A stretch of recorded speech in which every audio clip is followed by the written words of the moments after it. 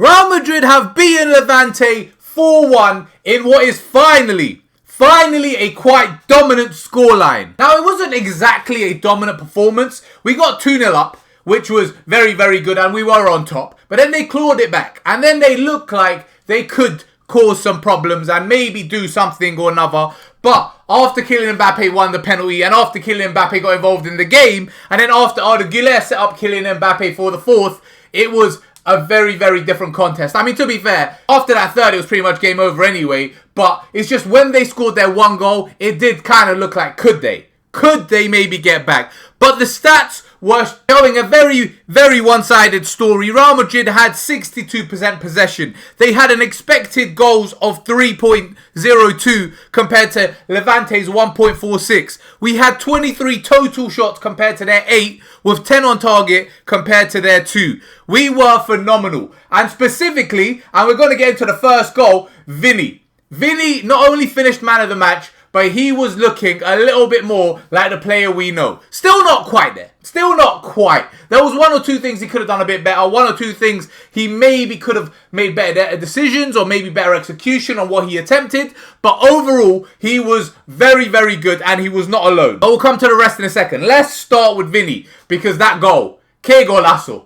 Que Golazo, Vinny. What a goal. Like, I cannot believe what he just did. Because he is fully, he said it as well afterwards. He's like, this I learned from Luka Modric. This I got from Luka Modric. And we miss Luka Modric. It was Luka Modric-esque. Fully. The Travella of dreams. I'm so happy. You know what? Besides what he accomplished at Real Madrid, and besides what he did while he was at Real Madrid, and all the help he provided and all the assists, besides all that, what I love about the fact that we had Luka Modric for as long as we did is the fact that every single player in the squad now, all the younger generations, all the upcoming players, all the current superstars are all Travella merchants. And where did that come from? It came from Luka Modric. And I really, really love that. And I remember Luka Modric's Travella goal against, I think it was Valencia in the Spanish Super Cup a couple years ago. But he was in the box and it was a much different angle. Vinny's was ridiculous. Vinny's Travella and that finish was a joke. Because the goalkeeper, because the alternate angle of it, the goalkeeper is literally just watching the ball go past him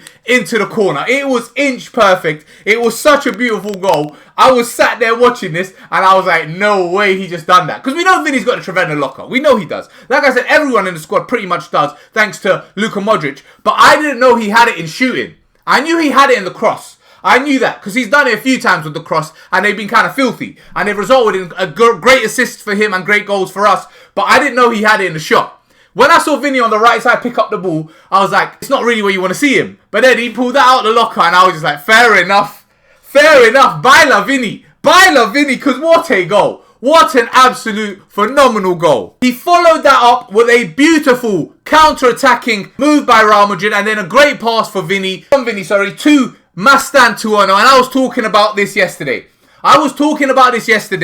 Mastantuono needs to play because he is getting better and better. He is getting better and better and better with every passing game. And he needs to be allowed to build on the form. To build on what he is doing. Because against Marseille, he was good.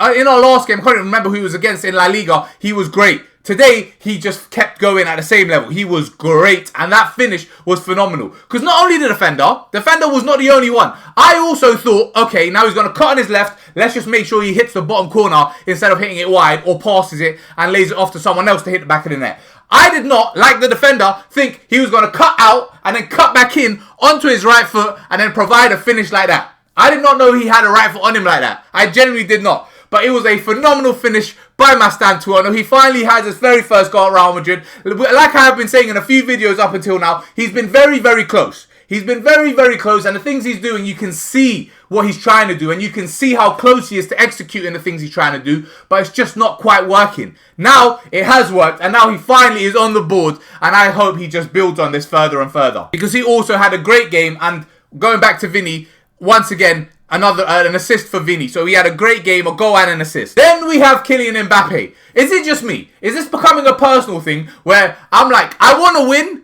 but I want to win with Mbappe scoring. I kind of want him to score in every single game. Is that just me? Is that just something I'm kind of doing personally and mentally? I'm just like, okay, we scored one, but Mbappe hasn't. Okay, we haven't scored. Can Mbappe score? Okay, the match is about to finish, but Mbappe hasn't scored. Am I the only one who's doing this? Because I'm fully on board with Mbappe scoring in every single game. And I want him to score in every single game. And he did today. Thanks to no one else but himself for the first one. A great little run, cut back, won a penalty. That is the second time he has done more or less that same move, and the defender in both occasions, in both different games, has fallen for it and given Kylian Mbappe a penalty, which he has very, very coolly dispatched. I mean, last one that this happened, he dispatched in the corner. This one, a little Panenka, a little flair, a little ice in his veins by Kylian Mbappe, and we are 3-1 up. And then he follows that up quite soon afterwards, just 2 minutes later, thanks to an Arda Guler assist. We joke about it. We as Madridistas joke about the fact that they are literally Ozil and Cristiano Ronaldo. But these men really are Ozil and Cristiano Ronaldo.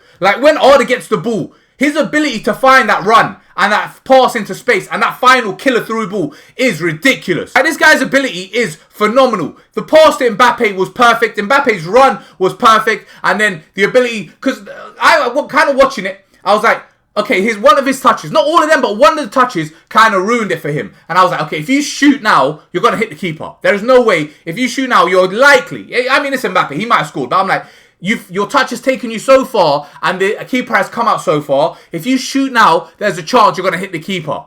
No, he doesn't do that. He adds to that touch. He goes round the keeper and he just passes it into the net. And it is 4-1 Real Madrid. And Mbappe gets his brace and he gets his goals. And he is adding to his tally. And we are in a phenomenal place. And the subs come on. Jude Bellingham gets a more of a run out. Camavinga gets a bit of a more of a run out. Other players get rested. And it was just a very, very good performance. So far, it's been our best performance this year. Maybe.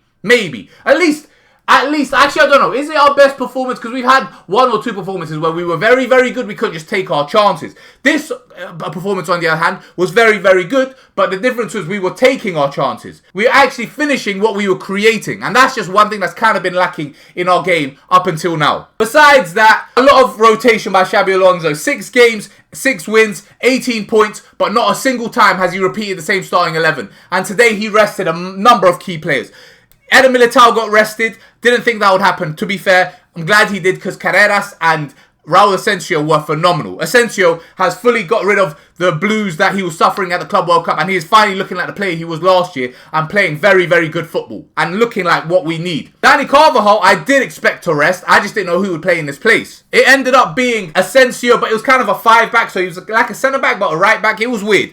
But he did get a rest, and I did think he would get a rest because, again, not only age, but these big injuries. You can't play these players every single 3 days for weeks on weeks on weeks. Even players who haven't suffered those kind of injuries need rest. So I'm glad Dani Carvajal got rest because he did need it. And same with Eder Militao. And we have a big game coming up in the Madrid derby against Atletico Madrid at the Metropolitano this weekend on Saturday. Our biggest test of the season so far. We will get a proper insight into what Xabi Alonso's Real Madrid is about. Even though Atletico aren't having the best of starts to the season, it's still Atletico Madrid, it's still a derby, there's still a lot on the line.